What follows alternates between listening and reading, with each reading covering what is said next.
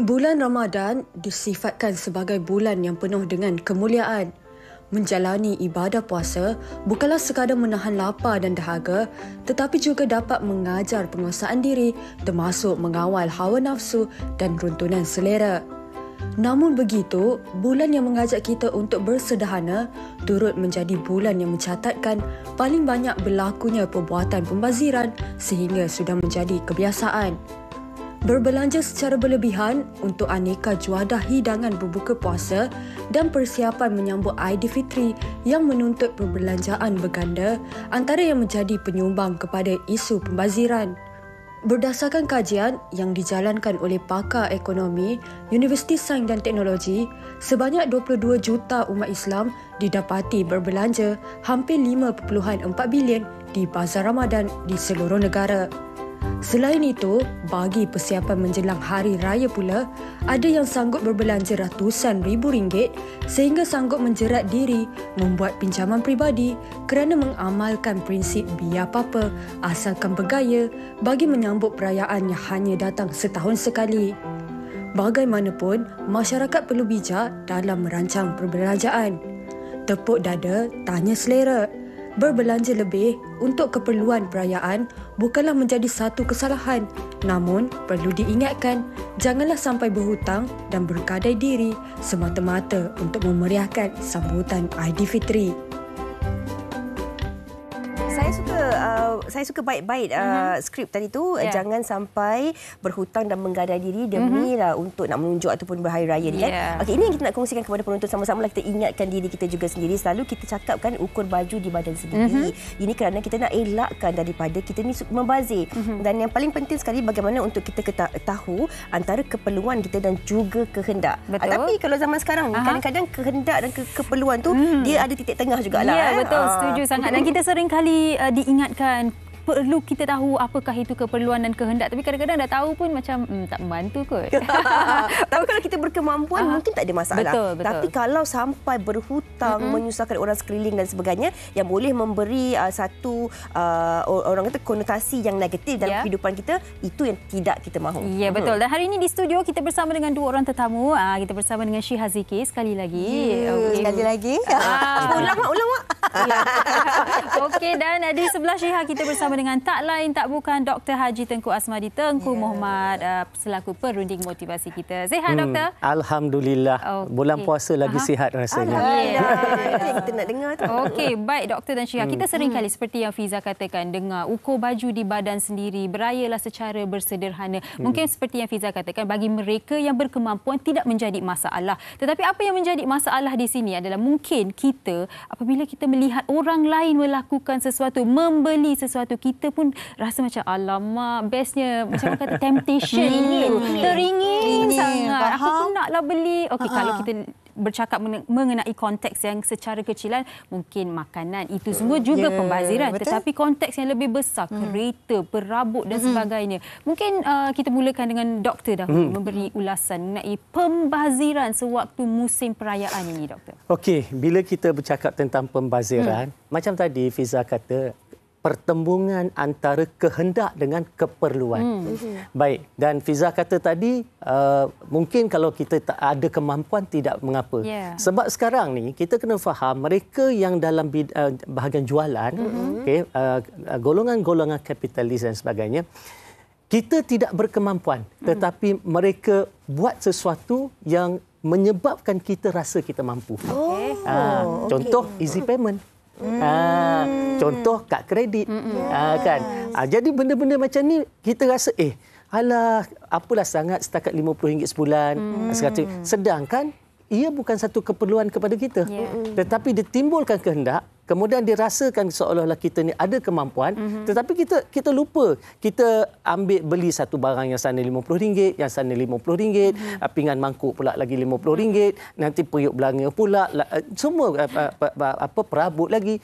Bila kita total tu, RM1,000-2,000 juga hutang kita yang kita perlu langsaikan setiap bulan, dan dia menjadi satu bebanan. Tapi saya kira perancangan tu penting lah kan. Kalau kita ambil sana RM50, sana RM50, ujung-ujung RM1,200 kan. Tak suami bayar. Amboi. Jadi itu dah bukan jadi beban kepada kita. Setuju tak? Nasib baiklah saya tak dapat orang rumah macam tu. Okey. Kita gurau je. Okey. Bila kita bercakap tentang perancangan tadi tu kan, macam kadang-kadang antara kehendak dan juga keinginan kita ada titik tengahnya. Kadang-kadang pekerjaan seseorang itu juga memerlukan setiap individu tu perlu berbelanja. Betul. Contohnya macam Syihah sendiri sebagai seorang selebriti. Takkanlah itu dah datang WC pakai baju tu, takkan datang lagi repeat pakai, betul tak? Walaupun 6 bulan sekali kan? Yes. Betul tak? Okey. Jadi Cari sponsor. Pandai bijak. tak ada jawapan dah. Tapi macam Syihah sendiri sebagai seorang selebriti, bagaimana cara terbaik untuk Syihah mencari titik tengah bagi mengelak pembaziran? Okey, jadi Syihah pun tak tahu Syihah memang bazir ya. Okey, tak. Mengaku. Okey, macam Syihah dulu Syihah akui Syihah memang seorang yang membazir. Bazir je kerja. Macam contohnya pergi show, bila dah dapat payment tu terus besoknya pergi shopping habis macam-macam ni. Serius tak? Yes. Okey. So tapi bila sekarang ni, bila semakin meningkat usia, semakin muda kan? Sikit sebut. Semakin sikit. matang. Semakin matang ya. Yes. Okey. So sekarang ni kita dah cuba untuk elak pembaziran. Itulah. So macam Syihah sendiri sebagai penyanyi, memang betul. Kita nak ulang baju, nanti orang cakap apa pula. Tapi sebenarnya Syihah okey je buat ulang-ulang baju. Sebenarnya baju ni pun dah ulang dah. Okey. So kantor dia kat situ. Tak perasan kan?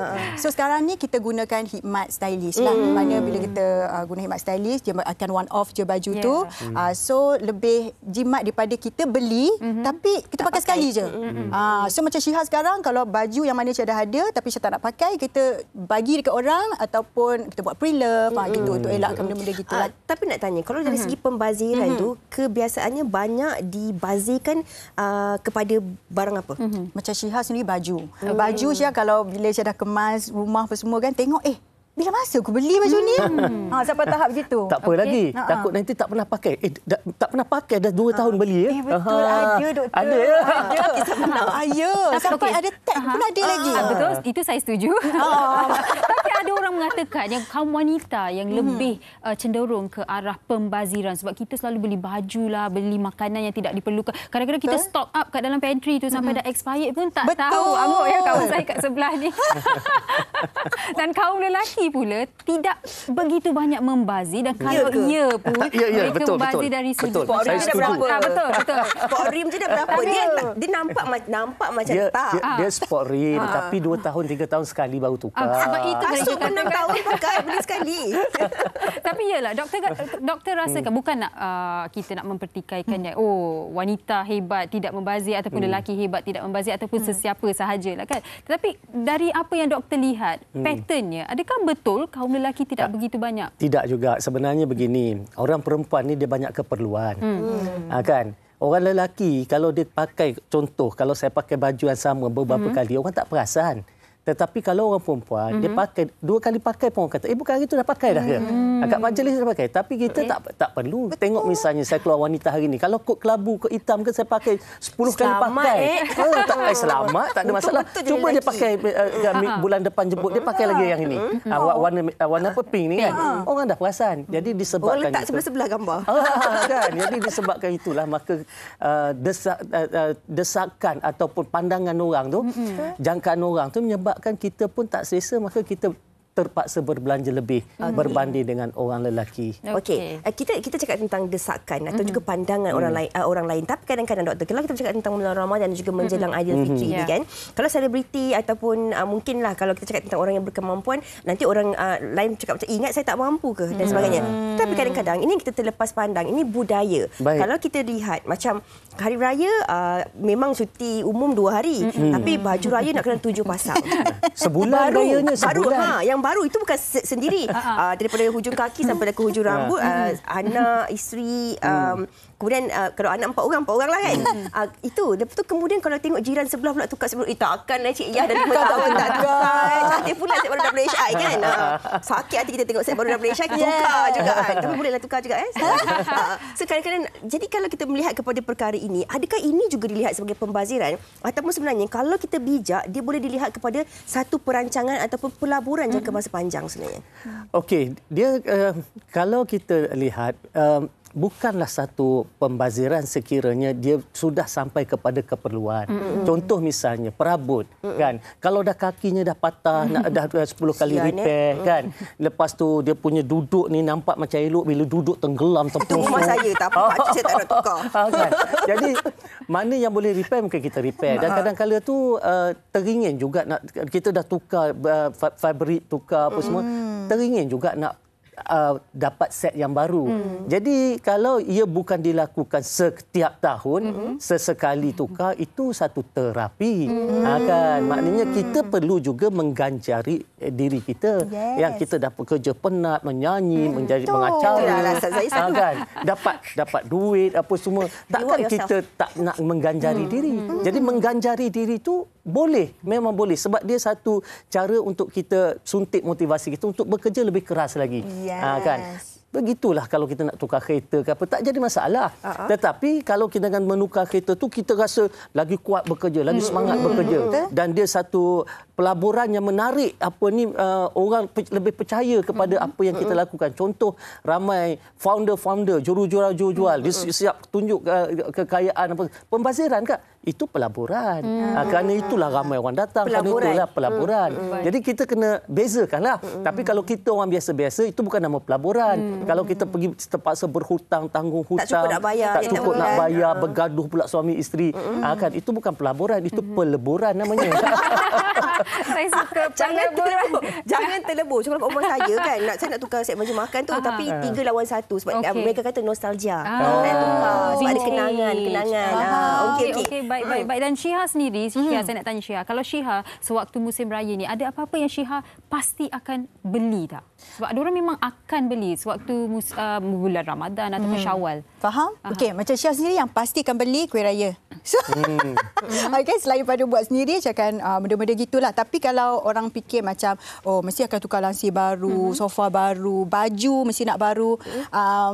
Sebenarnya tak. Macam Syiha sendiri, macam baju, Syiha jenis kalau Syiha keluar memang jumpa baju yang tiba-tiba jalan, tiba-tiba nampak macam berkenan lah baju ni, baru beli. Kalau tapi macam set, macam tahun ni aku nak berapa lah baju lah, tak.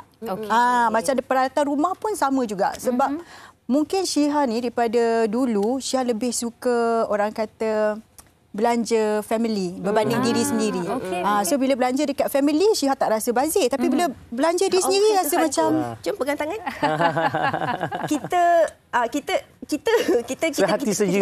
Kita lock apa yang Syiha cakap ni habis, tapi saya nak bawa Syiha sama-sama dengan Sugi. Pegang tangan Sugi. Kita nak lihat mereka ni kalau pergi ke bazar Ramadan ni, berbelanja ni membazir ataupun tidak. Boleh? Jom. Ayo. Jom. Lemak kantui bazir.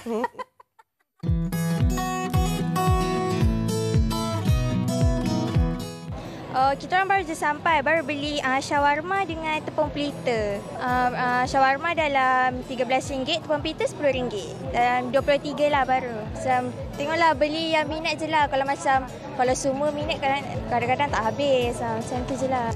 Hari ni saya beli kuih donat, saya beli air RM10, donat RM5, cop neram, tahu cop neram? Cop neram RM4, lepas tu mi RM10. Tu dah dekat RM40. Kalau kita ada iman, insya-Allah nafsu tu katakan terbawa-bawa lah. Kalau kita tak ada iman, apa benda pun kita beli. Tapi boleh kita beli lebih, hantar masjid, hantar surau ke hantar anak yatim, ramai orang boleh share. Itu tak ada istilah pembaziran. Kalau tengok bawa kondom-kondom tu belum tentu dia makan sendiri. Kadang-kadang dia bagi orang lain. Kalau boleh bersedekahlah banyak bulan puasa ni. Kalau saya ada limit lah. Saya kadang-kadang tu dalam macam 60-70 dah okey dah. Itu pun kalau nak makan satu family. Kalau seorang-seorang 20-30 dah okey. Tetapkan bajet dulu berapa. So make sure apa yang kita nak beli tu bawah kita punya bajet lah. Hari ni baru spend dalam RM10 macam tu, 15 macam tu. So lagipun memang I dengan keluarga memang ada bajet. Kalau pergi bazar memang tengoklah sebab tak nak membazir bila membeli.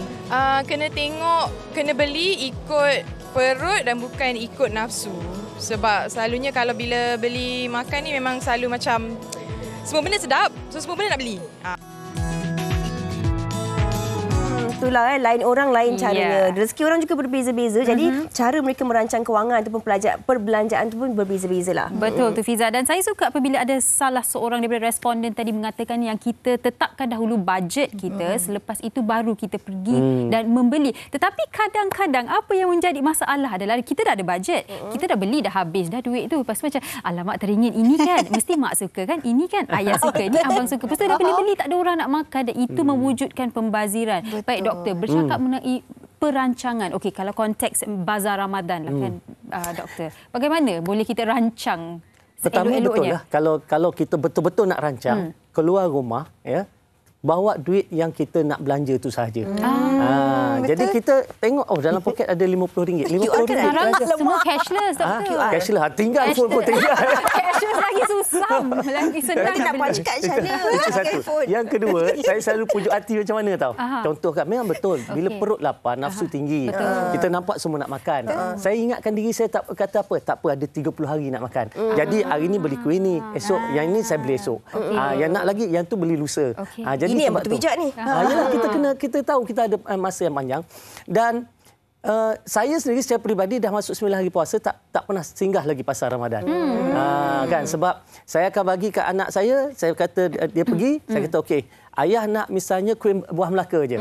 Maka dia pergi, dia bawa balik itu je lah. Ayah tak nak benda lain. Cakap pasal buah Melaka, semalam saya ada beli buah Melaka. Lepas tu? Gurau je. Ya, betul. Okey, mungkin Syihab boleh kongsikan secara ringkas ni kepada penonton lah. Kadang-kadang kita sebagai wanita ni dilihat sebagai orang yang suka membazir. Tapi kadang-kadang kita bukan membazir tu untuk diri kita. Tapi sebenarnya kita kongsikan rezeki kita ni bersama dengan orang-orang sekeliling kita dan kita tidak melihat dan menganggap itu sebagai pembaziran. Betul, setuju. Macam Syah sendiri pun orang kata lebih banyak memberi, lebih banyak kita menerima. Yang tu Syah percaya pada dululah sampai sekarang kan. So tambah di bulan puasa, benda tu is lagi bagus lah. Tak kira lah daripada segi pakaian ke, makanan ke, itulah lebih bagus. Memberi pada orang dan insya-Allah rezeki itu akan balik pada kita. So konsep tajuk kita pada hari ini juga pasal jangan membazir. Tapi apa pun Syah nak tekankan kat sini macam mana doktor cakap tadi, walaupun jangan membazir, tapi ingat setiap kali kalau kita nak reward diri sendiri tu jangan pernah rasa bersalah lah macam mana kita sekarang ni kan yang pernah hadap benda tu, sebab kita dah kerja keras tapi make sure setiap benda yang kita spend tu kita tahu ikut kemampuan kita. Betul, insya-Allah. Sangat tak membebankan diri kita. Betul. Seringkas daripada doktor rumusan. Satu perkara kita kena fahamlah, sebenarnya berjimat cermat ni memang amalan yang diajar oleh agama kita. Malah dalam Al-Quran pun memang tekankan orang yang pemboros ni, yang membazir ni adalah saudara-saudara syaitan. Itu diistilahkan. Maknanya tadi teruknya orang yang membazir. Tapi kita bercakap tentang bazir beli pakaian, beli makanan. Kita lupa kadang-kadang bilik lampu pun kita tak tutup. Air pun kita tak itu. Kita mandi pun berjam-jam. Kan? Saya tengah fikir, dia tutup lampu tak pagi ni? Dia keluar rumah. Aircon. Jadi itu satu bentuk pembaziran yang mana kita tak sedar. Kan? Jadi benda-benda macam ni bila kita sebut tak nak membazir, sebab bil utility sekarang tinggi tau. Kan? Jadi belajar untuk jimat cermat dalam semua aspek, insya-Allah kita boleh hidup lebih bahagia dan harmoni, insya-Allah. Jangan kita fikir makanan je, asli betul. Ya, betul. Apa elektrik je. Jadi pastikan sebelum keluar rumah, pastikan ya, betul. Saya pantang kalau orang tak tutup pilih air, tak tutup switch tu. Pilih air tutup. Tapi itulah pilih air tutup tapi dia punya duduk berjam-jam dalam bilik air tu. Masa berus gigi tu pilih air tu, air tak membazir. Yang ni kita bincang tepi lah. Jadi kita bincang tepi sebab selepas ini di WH kami nak kongsikan banyak lagi bersama dengan anda. Dan kami juga nak ucapkan terima kasih kepada doktor dan juga Syihab atas perkongsian itu tadi. Sambil-sambil kita nak fikir